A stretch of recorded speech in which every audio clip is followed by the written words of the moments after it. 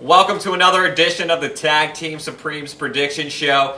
UFC 118, Penn taking on Edgar. Lots of good stuff to talk about, but right now, it's time to introduce ourselves.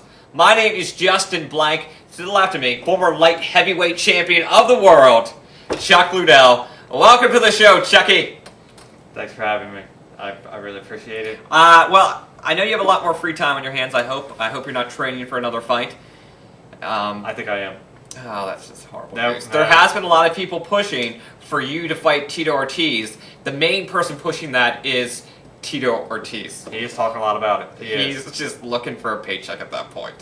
Knockout of the night, I'm sure. And he's not a guy that knocks a lot of people out, but it's bound to happen. It's surprising how a lot of these fighters that you don't expect to have knockout power, they do when they fight me, right?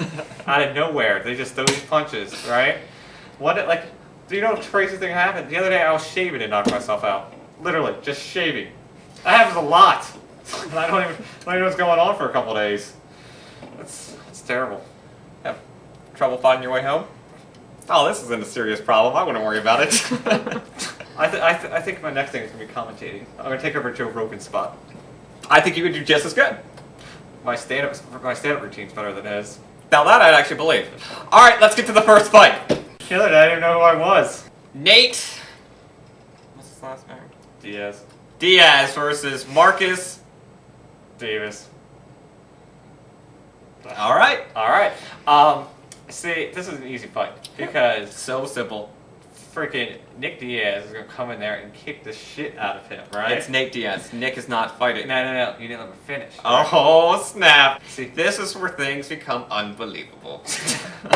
see, Marcus is gonna get Nate down. Okay, and I like- he's gonna be all like, "Get off my brother, bitch!" Right? So he's gonna come running in the ring and he's gonna throw him off and he's gonna punch Nate for a little bit. And Hey, let me guess. What?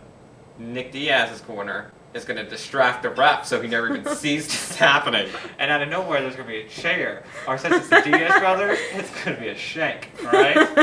They're gonna rat hole shank, pull it out, Exactly. just jab him a bunch of times in his side, drop the shank because you leave the shank at the scene. You just walk out. And suddenly the ref turns around and it's like, oh, that guy's bleeding too much. And he to be jumps out down. here. And like, Fight's over. exactly. That's exactly how that fight's going to happen, all right? So we're gonna take Nick Diaz in this fight. Well, technically it'd be Nate because right before... Oh yeah, sorry. Because Nick's going to place like Nate's arm over him. He's going to be all passed out and the other guy's going to be all bleeding and gross. And he's going to be all like, my love collapsed. And then he'll win. Or Nate will win. Yeah, but realistically, Realistically. stand up. We think Nate Diaz can Actually, control. I really think Nate Diaz is... I'm going to go crazy on this one. And you're all going to be like, no way. I think Nate Diaz is... Every aspect is a better fighter. Except, you know what? I'll take one step back and say, power-wise, Marcus Davis is more powerful. Nate Diaz, I think, is a better boxer and definitely on the ground. All right, so we're taking the Diaz brothers to win. And out of nowhere, there's going to be a chair. Or since it's the Diaz brothers, it's going to be a shank. Ray Maynard versus Kenny Florian. I think Ray Maynard's a really good fighter. You know, I'll step that down a little bit. I think Ray Maynard's a good fighter. I really think he's very solid in all aspects.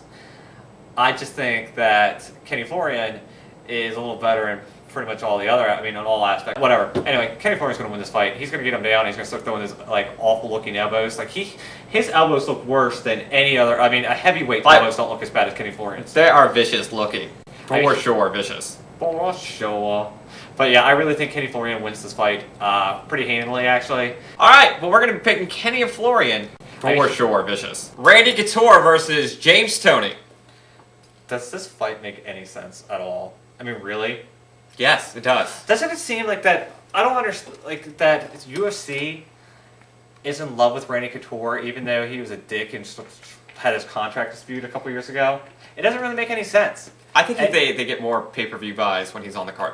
Okay, well, fine, but then putting James Toney against him, who has no MMA experience. They needed somebody for Randy Couture to beat. And now, don't get me wrong. Obviously, James Toney has a puncher's chance, but what's going to happen?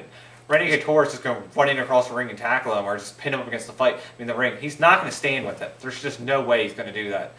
Now, flash forward, it's going to be like a knockout punch for Randy Couture, but whatever. it's a stupid fight. I don't really understand. Actually, James Toney coming into this thing is cool, whatever. I don't really care. But at least give him some guys to look good before he fights Randy Couture. You know? Yeah, I think Randy Couture kind of build him up a little bit.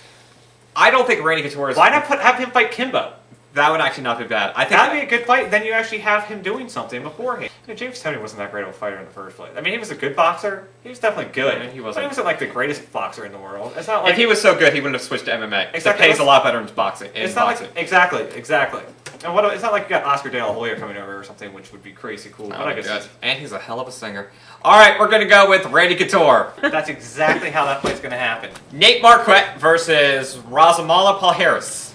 Let's go back to Close. Yeah, whatever. Who cares? It's good enough.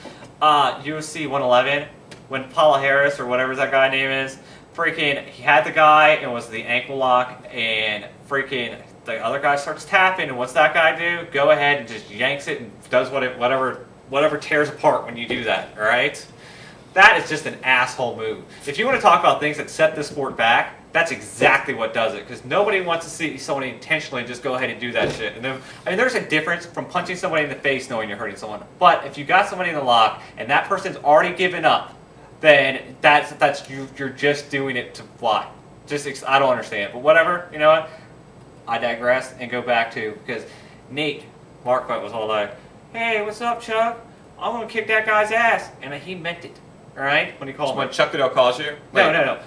Nate Marquardt calls you. Calls me because I'm Chuck Liddell right now, and he was like, "I'm gonna kick that foreigner's ass," and I'm like, "You bet your ass you're gonna do that," and he's like, "You know me, motherfucker." I don't know. I've heard that actually you just putting a phone to your face sometimes has knocked you unconscious. That did happen.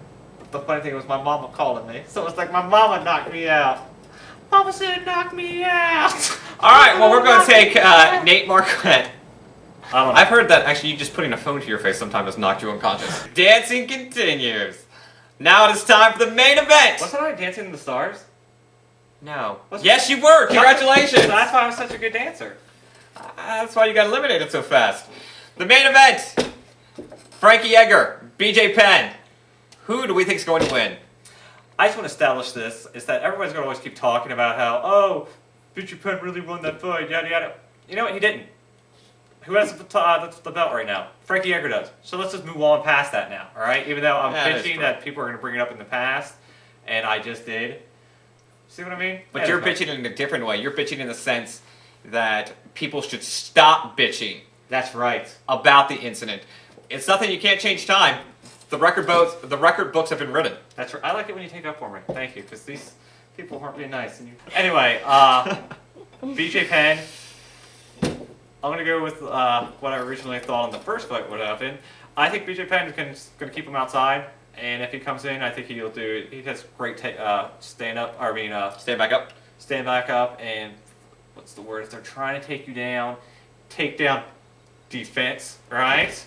And they won't be able to. Whoa! I know, right? Thank God we took the time off, so this kid can learn the terminology. So I think he'll be able to keep him up and keep it up and outbox him.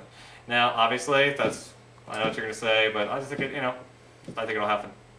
All right. Well, you know what? I'm going to segue this right into our ending of the show. You didn't touch my face, did you? No, I did not. If I touch your face, you'd be laying on the floor right That's now. exactly. I felt like I was getting dizzy. So you're now saying air now makes you feel dizzy. Yep. So you're saying a stiff wind will literally knock you over. There's a strong possibility. Don't turn on the fan. If there was a fan You there. might want to look into getting an MRI. What? No, that's not my initials. Okay. Anyway, Chuck Liddell, last words for the kids. When are we going to start the show?